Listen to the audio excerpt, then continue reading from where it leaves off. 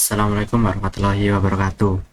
Perkenalkan, nama saya Ahmad Zaim Arif. Jadi di sini saya akan mempresentasikan atau menjelaskan tentang suatu AI, yaitu Figma AI Maker. Nah, Figma sendiri kita sudah sering kali dengar karena sehari-hari kita sebagai software engineer pasti menggunakan software Figma untuk membuat UI UX.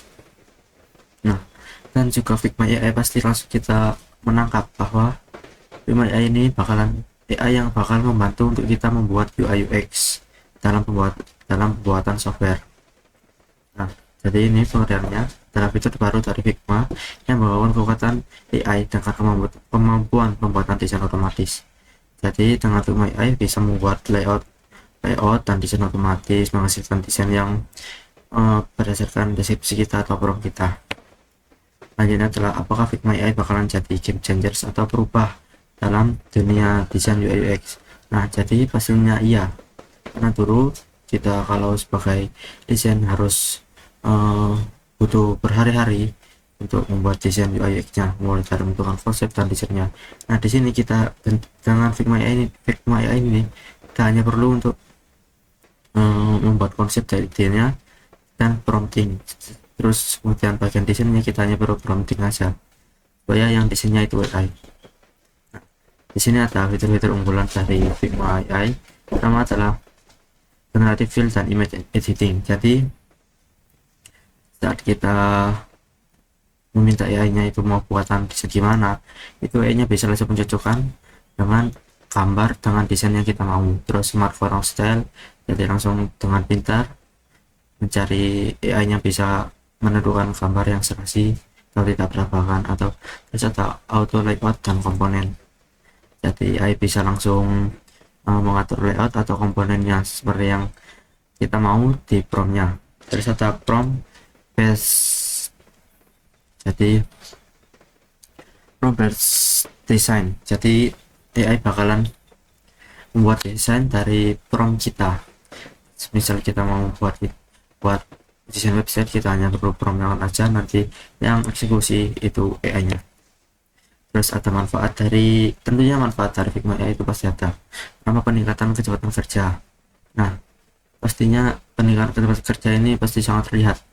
Kita nggak perlu lama-lama susah-susah desain, kita hanya perlu prompting ke AI Figma AI, dan desainnya pasti bakalan jadi dan sudah prototype bisa dipencet. Terus ada persiapan menuju dunia kerja modern. Nah, jadi dengan Figma AI ini kita bisa menyiapkan bagaimana pandangan di masa depan tentang di dunia kerja desainer. Ini bakalan pasti dicari karena bisa menghemat waktu atau efisiensi waktu, terus bisa bikin handling banyak teks dalam satu orang lah. Terus ini, dan nomor 8 ini perlu diketahui atau digaris terbalik, Figma AI Make itu bukan pengganti desainer, tapi adalah alat bantu. Jadi jangan berpikir karena wah ada Figma AI ini, nanti gimana dong aku jadi desainer, apa bakalan tergantikan. Nah, itu bakalan salah, karena Figma AI ini bakalan membantu kita. Kalau kalian berpikir itu mengganti, tapi itu aslinya membantu dalam kita untuk mendesain UI UX kita, software atau aplikasi yang akan kita buat, dan pastinya mempermudah. Jadi kita sebagai pengguna dan Figma AI ini sebagai partner kita untuk membantu mendesain. Nah, ini Figma AI hadir bukan untuk mengganti desainer, tapi menjadi co-pilot atau partner. Terus bisa efisiensi waktu. Figma AI naik sama dengan kecepatan teknologi, dan nah itu. Terus ada tantangan dan etika. Nah, di sini semua AI itu pasti ada tantangan dan etikanya, dan yang paling harus digaris terbalik adalah etika dalam menggunakan AI itu gimana. Nah, yang pertama itu yang dalam etika, isu hak cipta atau copyright. Nah, jadi AI ini sebenarnya mengambil data-data dari pengguna. Jadi bisa saja AI itu mengambil dari data suatu gambar, dan lalu kita menggunakannya Traitor, itu bisa jadi copyright, bisa kena undang-undang itu.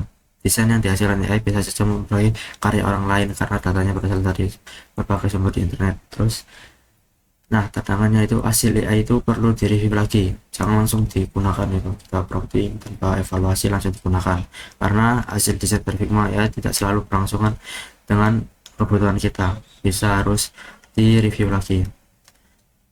Terus menggunakan AI secara bertanggung jawab. Nah, ketika menggunakan AI berarti memahami batas penggunaannya. Nah, jangan kita menggunakan AI untuk hal-hal yang negatif, kita gunakan saja ke positifnya lain saja. Terus bagaimana cara prompt yang baik? Nah, pertama ini adalah tata cara untuk promptingnya. Pertama adalah tujuan desain kita mau buat tujuan desain kita itu apa, web, terus tujuan desain kita itu mau buat ya apa, kalau aplikasi apa, ini apa gitu. Terus jenis output itu, jenis outputnya itu misal kita outputnya mau mau web, halaman web seperti apa tampilannya. Terus target user itu pengguna yang mau kita targetkan, setelah atau kayak visualnya kita tentukan, terus struktur atau layoutnya, terus prediksi atau aturan AI agar tidak ngawur atau agar AI nya tidak ngawur. Terus ada bisa kasih referensi tapi opsional. Nah, di sini ada contohnya. Nah, nanti kita langsung coba aja.